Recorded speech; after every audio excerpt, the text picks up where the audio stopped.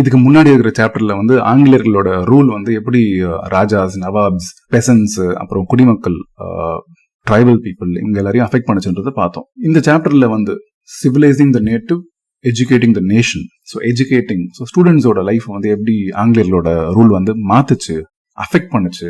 ஏன்னா பிரிட்டிஷர்ஸ் பார்த்தீங்கன்னா ஸ்டார்டிங்ல வந்து ஒரு டெரிட்டோரியல் கான்குவெஸ்ட், அதாவது இடத்த வந்து கைப்பற்றணும், அதுல இருந்து சம்பாதிக்கணும் அப்படின்ற ஒரு மோட்டிவோட தான் வந்தாங்க. ஆனா அதுக்கப்புறம் பாத்தீங்கன்னா கல்ச்சுரல் மிஷன், அதாவது கலாச்சார ஒரு பிளான் அதோட உள்ள நுழைய ஆரம்பிச்சாங்க. ஸோ இதுல வந்து சிவிலைஸ் பண்ணணும் நேட்டிவ்ஸ், அதாவது நேட்டிவ்ஸ்னா யாரு, நம்ம மக்கள், இந்திய மக்கள், இவங்களை வந்து நாகரீகமா மாத்தணும், அப்புறம் அவங்களோட கலாச்சாரம், மதிக்கிற விஷயம் எல்லாத்தையும் சேஞ்ச் பண்ணணும் அப்படின்ற ஒரு பிளானை வச்சாங்க. ஸோ என்னென்ன மாற்றங்கள்லாம் கொண்டு வந்தாங்க, எப்படி அவங்க வந்து இந்தியர்களை வந்து படிக்க வச்சாங்க. ஏன்னா ஏற்கனவே நம்ம படிக்காத மாதிரி நம்ம படிச்சுட்டு தான் இருந்தோம், அவங்க எப்படி படிக்க வச்சாங்க, அவங்க எப்படி நம்மள வந்து நாகரீக மக்களை மாத்தினாங்க அவங்கள பொறுத்த வரைக்கும், அப்புறம் எப்படி அவங்களுக்கு ஏத்த ஒரு குடிமகன்களா நம்மளை ஆக்குனாங்கன்றத இந்த சாப்டர்ல பார்க்கலாம். ஸோ ஃபர்ஸ்ட் எஜுகேஷன்னா ஆங்கிலேயர்களை பொறுத்த வரைக்கும் என்ன, அதை நம்ம தெரிஞ்சுக்கணும். இதுல நிறைய வியூஸ் இருக்கு. ஸோ ஃபர்ஸ்ட் வந்து பாத்தீங்கன்னா ஓரியன்டலிசம். ஸோ ஓரியன்டலிசம் அப்படின்னா என்ன அப்படின்றது, மேற்கத்திய மக்கள், இந்த பிரிட்டிஷர்ஸ், இப்போ அமெரிக்கன்ஸ், இந்த ஐரோப்பிய மக்கள், இவங்க எல்லாம் ஏஷியன்ஸோட கல்ச்சர் அண்ட் லாங்குவேஜ், அதாவது கலாச்சாரம் மற்றும் மொழியை பத்தி எக்ஸ்பிரஸ் பண்றது. இதுல ஏஷியன்ஸ் சொல்றது வந்து இந்தியர்கள், ஸ்ரீலங்கன்ஸ், சைனா, மலேசியா, சிங்கப்பூர், இந்த சைடு எல்லாமே கிழக்கு பக்கம் இங்க இருக்கிற மக்களை பத்தி அவங்க என்ன எக்ஸ்பிரஸ் பண்றாங்க, அந்த ஆக்ட் தான் வந்து ஓரியன்டலிசம் அப்படின்னு சொல்லுவோம். ஸோ இதுல சில நபர்களை பத்தி பார்க்கலாம். ஸோ வில்லியம் ஜோன்ஸ்ன்றவர் 1783ல கல்கட்டாவோட சுப்ரீம் கோர்ட்டோட ஜூனியர் ஜட்ஜா அப்பாயிண்ட் செய்யப்படுறாரு. இவர் வந்து ஒரு லிங்குவிஸ்ட், அதாவது மொழிகளை பத்தி தெரிஞ்சுக்கிறவர், படிக்கிறவர். இவர் வந்து கிரீக் அண்ட் லாட்டின் ஆக்ஸ்போர்ட்ல படிக்கிறாரு. ஏற்கனவே அவருக்கு வந்து சிறு வயதுல இருந்து பிரெஞ்சு அண்ட் இங்கிலீஷ் தெரியும். இது இல்லாம ஒரு பிரெஞ்சு மூலியமா அரபிக் மொழியும் பெர்ஷியன் மொழியும் கத்துக்கிறாரு. அப்புறம் நம்ம இந்தியாவுக்கு கல்கட்டாக்கு வந்ததுக்கு அப்புறம் சான்ஸ்கிரிட் கத்துக்கிறாரு. அதுல முக்கியமா பாத்தீங்கன்னா சான்ஸ்கிரிட் கிராமர், இலக்கணம், அப்புறம் போயட்ரி வந்து பண்டிதர்கள் கிட்ட இருந்து கத்துக்கிறாரு. அப்புறம் நம்ம இந்தியன் டெக்ஸ்ட் வந்து படிக்கிறாரு. இந்தியன் டெக்ஸ்ட்னா முக்கியமா சான்ஸ்கிரிட், அதுல என்னென்ன சயின்ஸ் இருக்கும். ஏன்னா நம்ம பண்டைய காலத்துல வந்து பாத்தீங்கன்னா சான்ஸ்கிரிட்ல அவ்வளோ அறிவியல் இருந்துச்சு. அதுல என்னென்ன படிக்கிறாருன்னு பாருங்க. லா, சட்டம் படிக்கிறாரு, பிலாசபி, தத்துவம் படிக்கிறாரு, ரிலீஜன், நம்பிக்கை சார்ந்த விஷயம் படிக்கிறாரு, தெரிஞ்சுக்கிறாரு. அப்புறம் பாலிடிக்ஸ், அரசியல், மொராலிட்டி, ஒழுக்கம், அப்புறம் மேத்தமெட்டிக்ஸ்ல அரித்மெட்டிக். ஏன்னா ஆரியபட் எல்லாம் பாத்தீங்கன்னா அரித்மெட்டிக், நம்மளா ஏன்ஷியன்ட் மேத்தமெட்டிஷியன்ஸ் இந்தியர்கள். இது இல்லாம மெடிசன், அதுவும் சுஸ்ருதா, அது மாதிரி ஏன்ஷியன்ட் மெடிசன் பத்தி தெரிஞ்சுக்கிறாங்க. அப்புறம் மற்ற சயின்சஸ், அறிவியல்கள்லாம். கூடவே ஹென்ரி தாமஸ் கோல்ப்ரூக், அப்புறம் நாத்தனியல் ஹால்ஹெத், இவங்க ரெண்டுமே ஜோன்ஸ் மாதிரி ஓரியன்டலிஸ்ட்ஸ். ஸோ இவங்க என்ன பண்றாங்கன்னு பாத்தீங்கன்னா சமஸ்கிருத அப்புறம் பெர்ஷிய வேலைப்பாடுகள், இந்த இலக்கண வேலைப்பாடுகளையும் இங்கிலீஷ்க்கு டிரான்ஸ்லேட் பண்றாங்க. இது இல்லாம ஏஷியடிக் சொசைட்டி அப்படின்ற ஒரு அமைப்பை பெங்கால்ல ஸ்டார்ட் பண்றாங்க. அதுக்கு ஃபுல் பேர் வந்து பாத்தீங்கன்னா ஏஷியடிக் சொசைட்டி ஆஃப் பெங்கால். அதுக்கு கீழே பாத்தீங்கன்னா ஏஷியடிக் ரிசர்ச்சர்ஸ் அப்படின்ற ஒரு ஜேர்னல் ஸ்டார்ட் பண்றாங்க. ஜேர்னல்னா இப்போ ரிசர்ச் ஆர்டிகல்ஸ் எல்லாம் பப்ளிஷ் பண்ணுவோம் பாத்தீங்களா. முன்ன வந்து பேப்பர் ஒர்க்ஸா இருந்துச்சு, இப்போ ஆன்லைன்லயும் வருது. ஸோ அதை ஸ்டார்ட் பண்றாங்க. ஸோ இந்த ஜோன்ஸ்க்கும் கோல்ப்ரோவுக்கும் ஒரு ஒப்பீனியன், அது என்னன்னு பாத்தீங்கன்னா இந்தியாவோட பண்டைய பாஸ்ட், அதாவது பண்டைய வரலாறு வந்து சிறப்பா இருந்துச்சு, செழுமையா இருந்துச்சு. அதுக்கப்புறம் கொஞ்சம் கொஞ்சமா டிக்ளைன் ஆக ஆரம்பிச்சிச்சு. ஸோ இப்போ ரொம்ப முக்கியம் என்னன்னு பாத்தீங்கன்னா நம்ம ஹிந்துக்களோடையும் முஸ்லிம்ஸோட சீக்ரெட் அண்ட் லீகல் டெக்ஸ்ட்ஸ், அதாவது புனிதமான அப்புறம் சட்ட ரீதியான படைப்புகள் எல்லாத்தையும் நம்ம டிஸ்கவர் பண்ணணும் அப்படின்னு நினைக்கிறாங்க. இதனால அவங்க என்ன பலன் கொடுக்கும் அப்படின்னா ஃபீல் பண்றாங்க அப்படின்னு பாத்தீங்கன்னா இந்தியாவை நம்ம டெவலப் பண்ண முடியும். பிரிட்டிஷர்ஸ் வந்து இந்தியர்களோட பாதுகாவலர்களாகவும் அவங்க கலாச்சாரத்தோட மாஸ்டர்ஸ், முதலாளிகளாகவும் ஆயிடலாம் அப்படின்னு இவங்க ஃபீல் பண்றாங்க. நிறைய இந்த ஈஸ்ட் இந்தியா கம்பெனியோட ஆபீசர்ஸும் இதை சப்போர்ட் பண்றாங்க. ஸோ அவங்களுக்கு என்னன்னா இந்தியர்களுக்கு என்ன தேவையோ அதை டீச் பண்ணணும், அதாவது தேவைன்றது அவங்க தான் முடிவு பண்ணுவாங்க. அவங்க என்ன சொல்றாங்கன்னா அவங்களுக்கு என்ன தேவையோ நம்ம அதை டீச் பண்ணணும். அப்படி டீச் பண்றதுனால நேட்டிவ்ஸ் நீங்க சொல்றது வந்து நம்ம இந்தியர்கள், ஒரு லோக்கல் இடம் இருக்கும், மக்கள் இருக்கும், குடிமக்கள்லாம் இருப்போம்ல, எல்லாரையும் அவங்க நேட்டிவ்ஸ் சொல்றாங்க.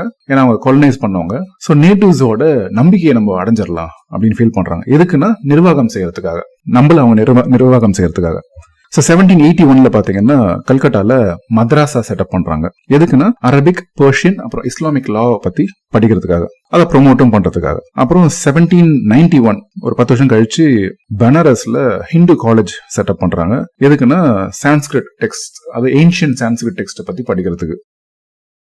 ஆங்கிலேயர்களோட இன்னொரு வியூ பாத்தீங்கன்னா ஆன்டி ஈஸ்ட், அதாவது கிழக்குக்கு மொத்த எதிரா. இதுக்கு முன்னாடி இருக்கிறவங்களையாவது கொஞ்சம் நம்ம சான்ஸ்கிரிட் அரபிக் பத்தி எல்லாம் புகழ்ந்து பேசினாங்க. இதை சப்போர்ட் பண்ற பிரிட்டிஷ் அபிஷியல்ஸ் எல்லாம் என்ன சொல்லிட்டு இருந்தாங்கன்னா, ஈஸ்டோட நாலேஜ், ஈஸ்ட் நீங்க சொல்றது வந்து நான் சொன்ன மாதிரி இந்தியன், சைனீஸ், இன்க்ளூடிங் அரேபியா, அரேபியானா சவுதி அரேபியா, இப்போ மிடில் ஈஸ்ட் கண்ட்ரீஸ் எல்லாம் இருக்குல்ல, அவங்களும் சேர்த்து தான். அவங்களோட அறிவு வந்து ஃபுல்லா பிழையா இருக்கு, full of errors, unscientific thought, அதாவது அறிவியல் சம்பந்தம் இல்லாம அறிவில்லாத ஒரு எண்ணம் இவங்களுக்குலாம். சீரியஸாவே இவங்க இல்ல, எல்லாத்தையும் சாதாரணமா எடுத்துக்கிறாங்க அப்படின்னு இவங்க ஃபீல் பண்ணாங்க. அதே மாதிரி இந்த அபிஷியல்ஸ் எல்லாம் பாத்தீங்கன்னா பிரிட்டிஷ் கவர்மெண்ட் வந்து இந்த அரபிக் அண்ட் சான்ஸ்கிரிட் லாங்குவேஜ் பத்தி படிக்கிற அந்த விஷயத்துக்கு சப்போர்ட் பண்றாங்கல்ல, சப்போர்ட் கூடாது அப்படின்னு சொல்லிட்டாங்க. இல்ல ஜேம்ஸ் மில் அப்படின்றவர் என்ன சொல்றாருன்னு பாத்தீங்கன்னா, பிரிட்டிஷ் வந்து இந்தியன்ஸ்க்கு வந்து சயின்டிபிக் அண்ட் டெக்னிக்கல் அட்வான்சஸ், அதாவது மேற்கத்திய நாடுகள்ல என்னென்ன சயின்ஸ், இப்போ அந்த மில் இவர் பேர்ல இருக்கு, அந்த மில் சம்பந்தமா, காட்டன் மில், அந்த ஸ்பின்னிங் ஜெனி, இந்த சம்பந்தமா தெரிஞ்சுக்கிட்டோம் இந்தியன்ஸ்லாம் அப்படின்னு அவரோட வியூ.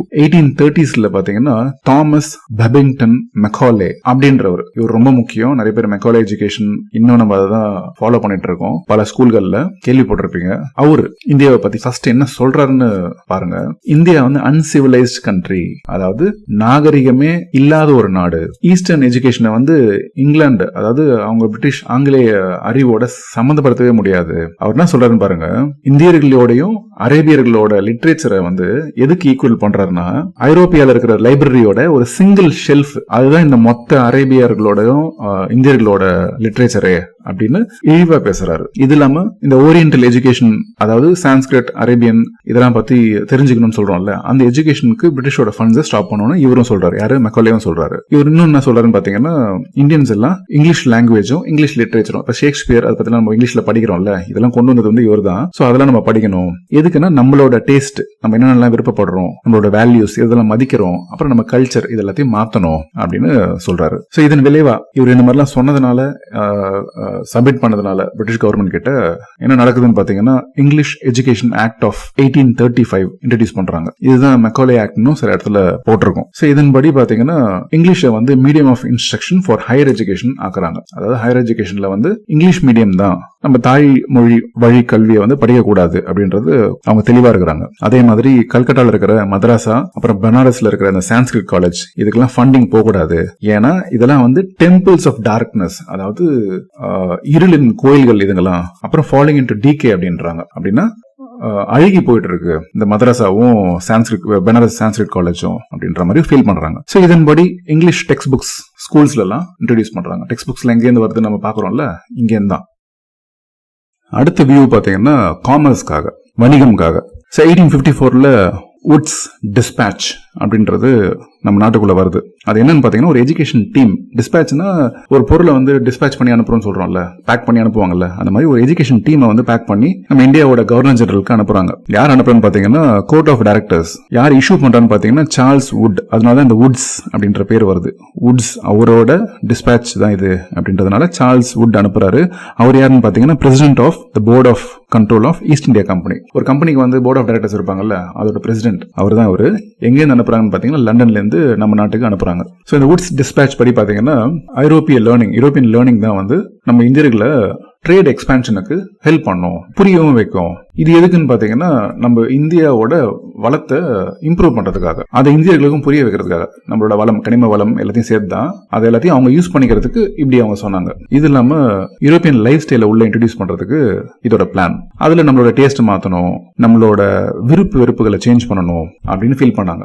அது இன்னும் நடந்துட்டு இருக்கு. இப்ப பாத்தீங்கன்னா காம்ப்ளான் எல்லாம் குடிக்கிறோம், ஹார்லிக்ஸ் எல்லாம் குடிக்கிறோம் பாத்தீங்களா. சோ அப்பல இருந்து டீ, இன்க்ளூடிங் டீ இன்ட்ரோடியூஸ் பண்ணது பிரிட்டிஷர்ஸ் தான். சோ நம்மளோட பழக்க வழக்கத்தை அவங்க மாத்தினாங்க. எதுக்குன்னு பாத்தீங்கன்னா அவங்களோட ப்ராடக்ட் வந்து விற்கிறதுக்காக. பிரிட்டிஷர்ஸோட ப்ராடக்ட், இப்ப காம்ப்ளான்றது பிரிட்டிஷர்ஸ் கம்பெனி, நெஸ்லே இங்கிலீஷ்காரங்களோட கம்பெனி, இன்னமும் ரன் ஆயிட்டு இருக்கு. சோ அவங்க மாத்தினாங்க, மேகி உள்பட. சோ எல்லாத்தையும் அவங்க சேஞ்ச் பண்றது அப்பயே ஆரம்பிச்சிட்டாங்க, இன்னும் நடந்துட்டு இருக்கு. நெக்ஸ்ட் வந்து பாத்தீங்கன்னா இந்த யூரோப்பியன் எஜுகேஷன் மூலியமா இந்தியன் சிவில் சர்வீஸ் வந்து அவங்களுக்கு சாதகமா மாத்துறது. சோ அப்போ அவங்களுக்கு நல்ல வேலைக்காரங்க கிடைப்பாங்க, அதாவது ட்ரஸ்டட் அண்ட் ரிலையபிள், நம்பகத்தன்மையான சிவில் சர்வீஸ் கிடைப்பாங்க அப்படின்னு ஃபீல் பண்ணாங்க. இதெல்லாம் ஏற்கனவே நம்ம சொன்ன மாதிரி தான். நம்மளோட லிட்ரேச்சர், ஈஸ்டோட லிட்ரேச்சர், அரேபியன் அப்புறம் சான்ஸ்கிரிட், இல்ல எல்லாத்தையும் வந்து பிழை நிறைய இருக்குன்னு சொன்னாங்க. பாத்தீங்களா. சோ அதனால அதன் மூலியமா எந்த ஒரு அட்மினிஸ்ட்ரேட்டிவ் ஸ்கில்ஸும் வராது, அதாவது நிர்வாக திறமை வந்து நம்மளுக்கு வராது. ஏன்னா அதுக்கு முன்னாடி நம்ம நிர்வாகமே பண்ணல, அவ்வளவு நம்ம நிர்வாகம் பண்ணிருந்தோம், சிறந்திருந்தோம். ஆனா அவங்க எப்படி சொல்றாங்க பாருங்க, நிர்வாகமே பண்ற ஸ்கில் இல்லாம இருப்பாங்க இவங்களுக்குலாம், ஒர்க் கமிட்மெண்ட் இருக்காது, வேலை செய்யணுன்ற ஒரு இன்ட்ரெஸ்டே இல்லாம இவங்களா இருப்பாங்க.